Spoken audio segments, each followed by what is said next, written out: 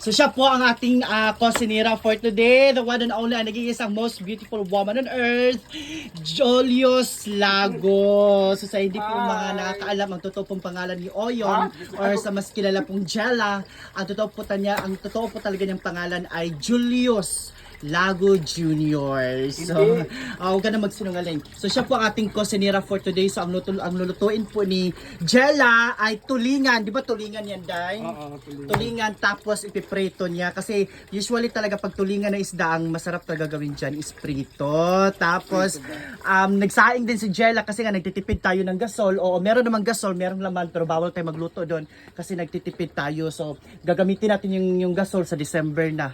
Okay, so, ayan, so si Jella po ay nagsaing po siya ng anong ko nito Day sa Bisaya, kalimbugas, sa Tagalog mais. Oo, so comment daw kung sino nakakain ng mais or sa Bisaya pa kalimbugas. So ewan ko kung paano lutuin 'yon.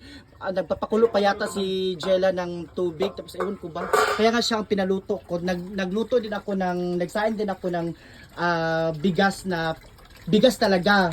Oo, tapos ito naman si Brenda kasi gusto niya kumain ng corn or anong tawag dito or mais or kalimbugas. So ayun, si Jella ang pinasain ko kasi hindi ko alam. Tapos meron din tayong karne, ayan, aadobuhin ko yan. Adobo nga pinamala. So meron tayong 1 kilo. So ayun, tapos ito naman magpiprito si Tapos Jella. isang buong ganito ilalagay ko sa Isang buon ganyan? Oo. Sige, pakita mo sa viewers para mabash tayo. Isang buo po nito. Magkano kaya kilo ng asin ngayon? Mahal lang asin. Oo. Ay, magtipid din tayo ng asin. Magtipid tayo ng asin. Kalahati na lang. Kalahati lang. Kalahati. Bakla, ang dami naman nilagay mo. Jella, seryoso ka? Oo. Jella, Bakit? Ayan, so masarap po yan sa ang tawag dito, prito. Tapos ikuha natin, gagawa tayo ng sauce ng tuyo tsaka may sili, pero hindi kasi ako kumakain ng manghang. So sila so sila lang.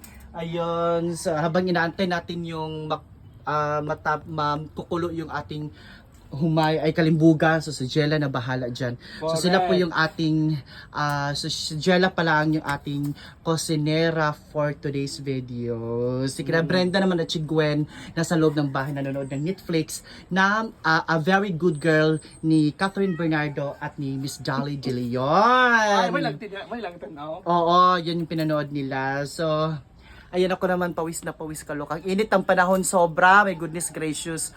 Oo, hindi naman ako nag-take ng churva pero oo, pawis tayo. Ayan, so si Jella po ang magpiprito dyan. So that's it for today's video guys. Abangan nyo. Ayan, so habang nagluluto si Jella, naka-live din siya ng bonggang-bongga. Naka-live ako. Yes. So bye everybody!